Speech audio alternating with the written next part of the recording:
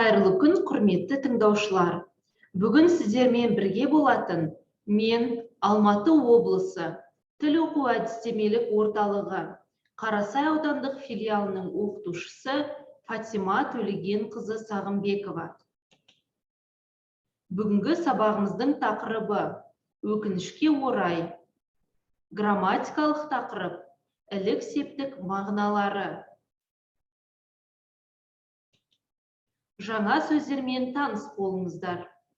Орналасқан, қарама қарсысы, оң, сол, биік, теміржол бекеті, қонақ үй, дәмхана, жолақ, салыну. Жаңа сөздерді дәптерлеріңізге жазып, жаттап алыңыздар.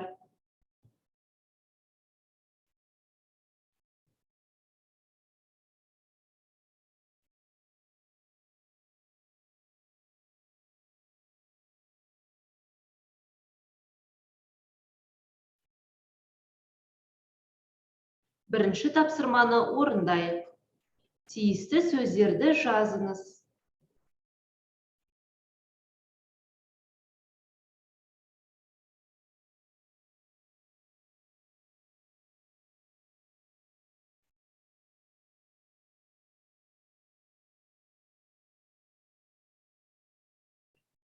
Тексеріңіз. Жолақты жол, теміржол бекеті, биік ғимарат, оңға бұрыл, солға бұрыл, жолдың бойы.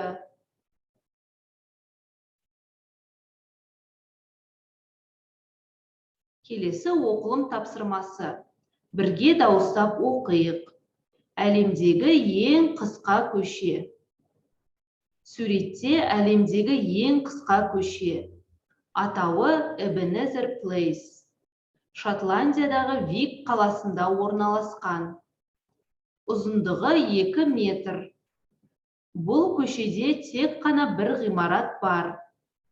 1883 жылы салынған.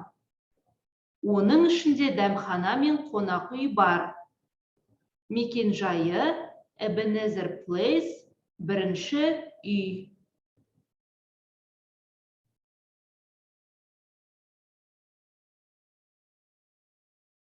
Оқылым тапсырмасы бойынша сұрақтарға жауап беріңіз. Әлемдегі ең қысқа көшенің атауы. Әлемдегі ең қысқа көше қай қалада орналасқан? Әлемдегі ең қысқа көше қанша метр? Әлемдегі ең қысқа көше қай жылы салынды? Әлемдегі ең қысқа көшенің мекен-жайы қандай?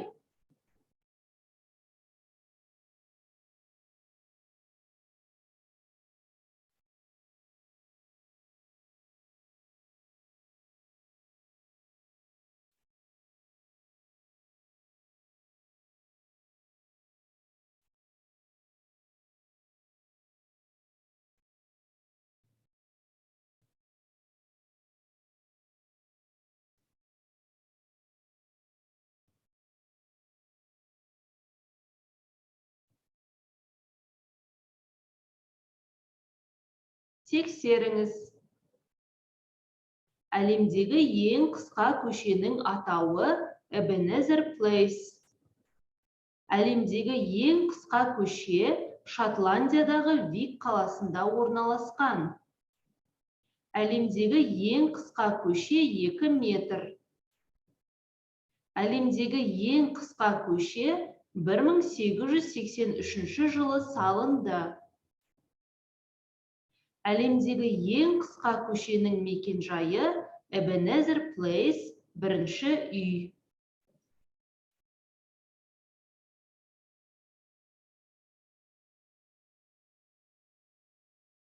Келесі грамматикалық тақырып. Ілік септік мағыналары. Ілік септік тек қана тәуелдік жалғаулы сөзбен қолданылады. Мысалы, баланың кітабы үстелде жатыр.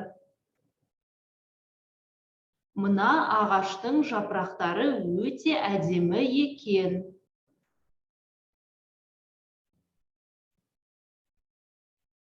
Негізгі мағыналары: меншік иесі. Мысалы, досымның үйі алыс емес. Туыстық, жақындық. Мысалы, егіздің сыңары қонаққа келді. Табиғи бірлік. Нәрсенің бөлшегі. Есіктің тұтқасы темірден жасалған.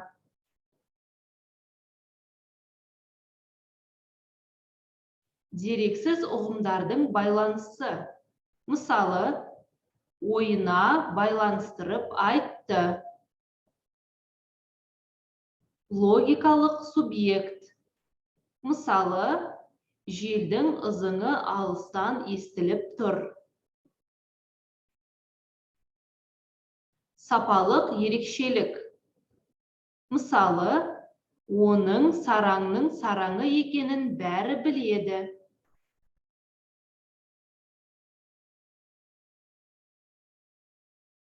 Грамматикалық тақырып бойынша тапсырма орындайық. Тиісті ілік септік жалғауын жалғаңыз.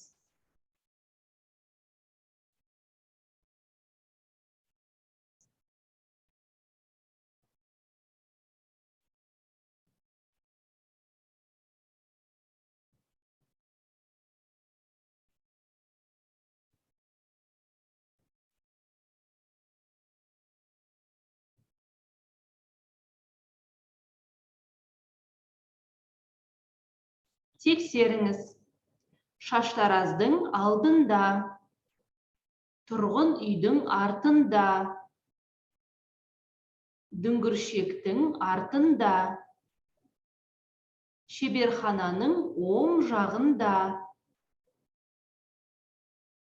теміржол бекетінің жанында, саябақтың ортасында, тұрғын үйдің сол жағында, ескерткіштің қарама қарсысында, мектептің жанында, жағалаудың алдында, кітап мұражайының артында, сарайдың оң жағында, алаңның ортасында, сән салонының сол жағында.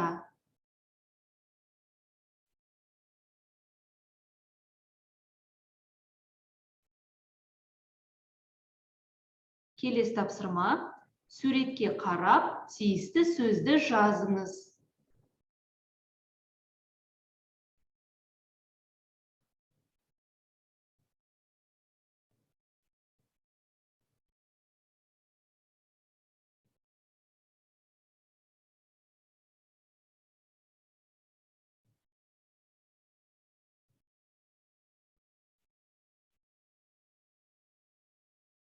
Тексеріңіз. Атасының қасында немересі отыр. Үйдің қарама қарсысында ағаш бар. Дәріхананың артында шеберхана орналасқан. Теледидардың астында гүл тұр.